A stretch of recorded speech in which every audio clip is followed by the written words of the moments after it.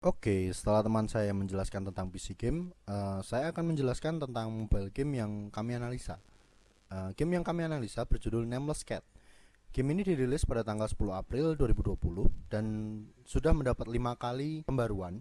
Dan yang terakhir di pembaruan itu adalah tanggal 5 Juni 2020. Untuk game ini, sudah sekitar 300.000 unduhan di Google Play. Game ini juga memiliki rating sebesar 4,45. Lalu kemudian art yang digunakan pada game ini adalah pixel art. Untuk pemain yang sudah dewasa akan merasakan kesan nostalgia dari game ini karena pixel art sendiri sering dipakai oleh developer game retro. Ya, untuk gameplay akan saya jelaskan sembari bermain dengan game ini, Nameless Cat. Jadi, di awal pemain akan diberikan arahan oleh bola kecil yang ada di depan kucing ini.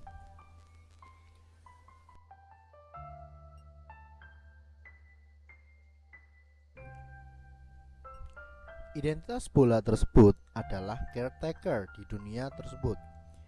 Dia akan memandu player untuk sedikit tutorial.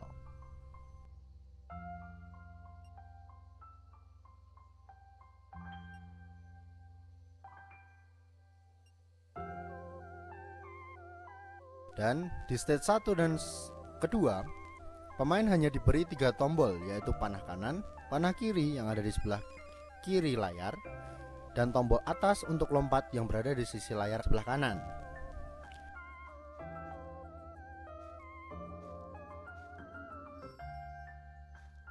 Nah, untuk stage 3 dan seterusnya akan diberi tombol skill teleportasi untuk pemain.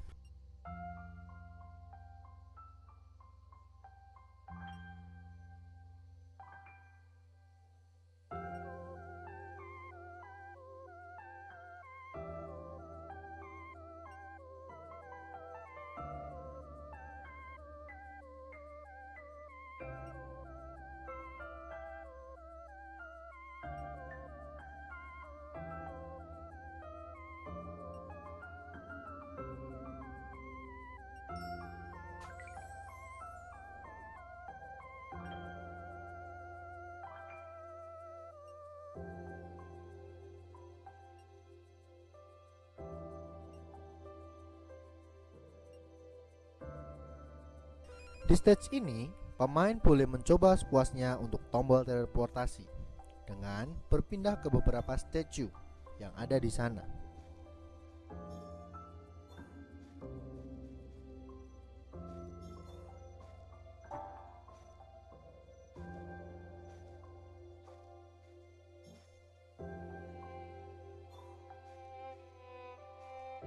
Untuk game ini memiliki 3 tempat yang tersedia dan tiap tempat memiliki 15 stage yang bisa dimainkan.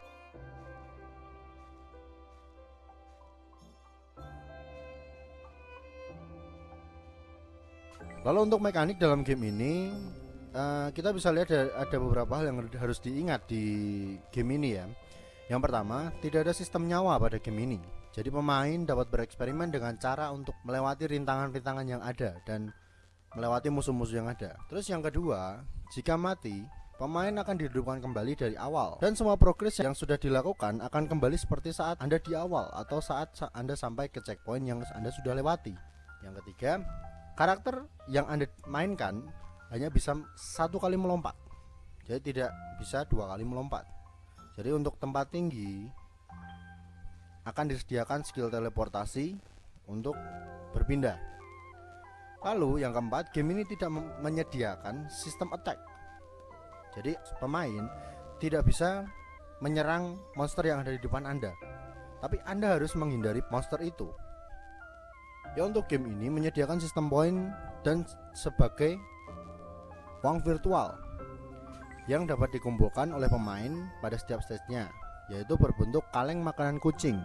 Dan kaleng makanan ini hanya ada 1 di setiap stage. Poin ini dapat digunakan untuk membeli skin yang ada pada shop. Ya, untuk balancing, pada game ini tidak menyediakan sistem serangan. Dan untuk lompatan hanya bisa dilakukan 1 kali.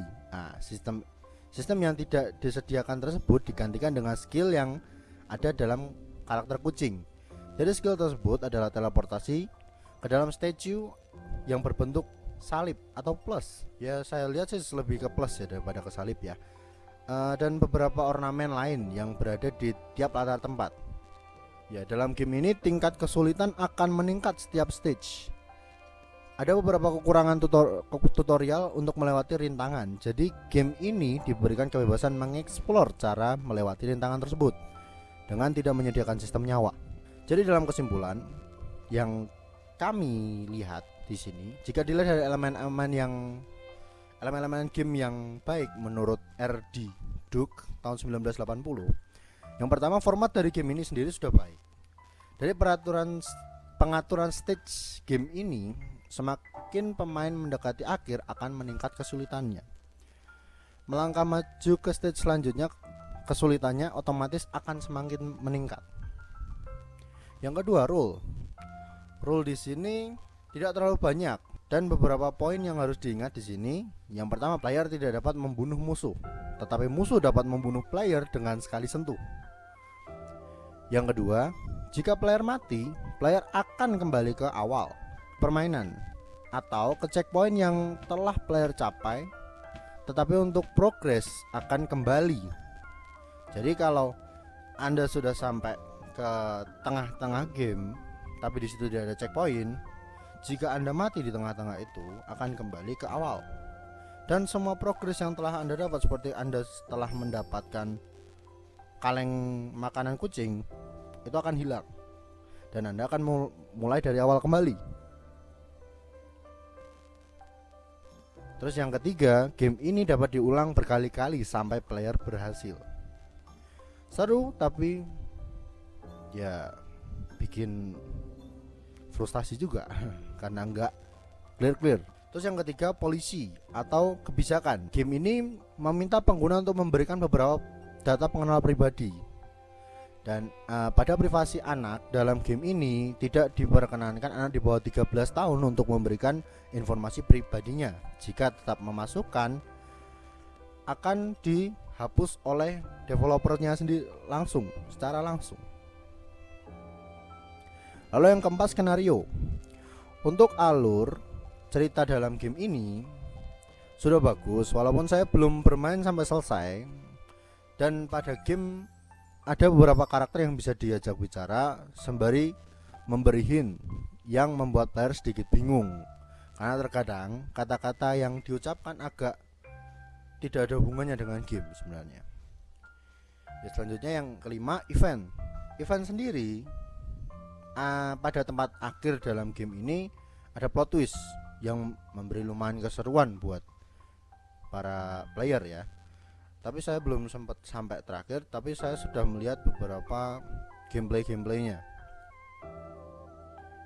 Lalu yang keenam adalah role di sini gimana ya? Game ini adalah game individu, jadi tidak dapat dimainkan oleh lebih dari satu pemain secara langsung. Tetapi beda cerita kalau dua pemain dengan handphone yang berbeda. Terus yang ketujuh, decision atau keputusan ya. Dalam game ini pemain diberikan beberapa pilihan keputusan untuk bermain secara hati-hati sampai terakhir tanpa mati, atau pemain langsung hajar saja, jika mati kembali ke awal dan pemain itu akan tahu cara untuk melakukan lagi. Nomor 8, level. Ya, game ini tidak menyediakan sistem level. Jadi pemain dihadapkan dengan kesulitan yang terus meningkat setiap stage-nya. Nomor 9, score mode. Untuk game ini memiliki score record akumulasi yang akan muncul setelah pemain memenangkan game, atau Anda bisa melihatnya pada icon medal yang ada di pilihan stage. Nomor 10, indikator. Pada game ini ada beberapa pencapaian seperti telah mengumpulkan beberapa kaleng makanan, lalu memiliki beberapa skin dan lain-lainnya. Lalu yang 11, simbol. Pada game ini simbol sangatlah simpel. dan sudah bisa membuat pemain jelas dengan itu. Oh iya, untuk perangkat yang saya pakai bermain game ini itu memiliki OS Android 10 dan RAM 6 GB. Saya sudah pernah untuk mencoba di RAM 3 GB dengan Android di bawah 10. Tapi untuk RAM 1 atau 2 GB saya belum pernah mencobanya karena tidak ada barangnya di rumah. Dan juga minimal untuk OS Android yang bisa memainkan game ini adalah, nah ini beberapa kelemahan yang saya temukan juga, yang kami temukan. Tingkat kesulitan yang tidak dapat diatur. Jadi ya kalau susah aja, kalau gampang banget. Ya, yang lalu tidak ada sistem attack dan pemain menyusah di sini tidak adanya sistem ini sangat mempersulit pemain dalam melawan musuh. Dan musuh itu sendiri jika mengenai kita akan langsung membuat kita mati gitu loh. Lalu yang selanjutnya jarak lompatan yang harus diatur sendiri. Dan dalam lompatan hanya diberikan 1 kali lompatan seperti yang dijelaskan tadi. Sebenarnya di sini ada sistem kayak gravitasi ya. Jadi jika Anda lari dengan cepat, di situ bisa melompat lebih jauh. Lalu selanjutnya pemain diminta untuk berpikir dengan keras untuk melewati rintangan yang ada. Di sini rintangan-rintangan tersebut saya lihat beberapa stage ya, itu termasuk lumayan susah. Jadi pemain harus berpikir sendiri dan harus mengasah refleks gitu. Lalu selanjutnya jika mati, pemain akan kembali ke awal stage atau checkpoint yang ada. Tetapi progres yang telah dilakukan sampai Anda mati itu, player mati itu akan hilang. Terus selanjutnya untuk kelebihan di grafis ya, simple dan memukau. Jadi untuk penggemar pixel art, game ini bener bagus. Jujur saya adalah penggemar pixel art. Game ini bagus sekali untuk grafisnya. Dan yang kedua ada lagu yang menenangkan untuk background game. Nah, di sini untuk lagu yang tenang ini untuk menenangkan para pemain yang kelelahan atau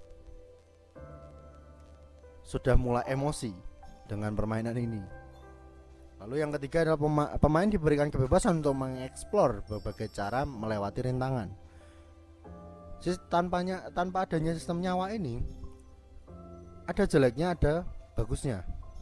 Di sini baik. Buat kelebihannya, pemain diberikan kebebasan untuk mengeksplor. Jadi pemain bisa mencoba secara terus-menerus dan tidak akan keluar dari stage itu gitu. Terus tidak ada sistem nyawa seperti tadi dan HP dalam game ini. Jadi jika kena musuh atau kena rintangan akan langsung mati dan kembali ke titik checkpoint atau titik awal. Terus yang terakhir terdapat skill teleportasi. Pengganti attack ini terdapat skill teleportasi. Skill teleportasi sendiri cukup membantu dalam bermain game ini.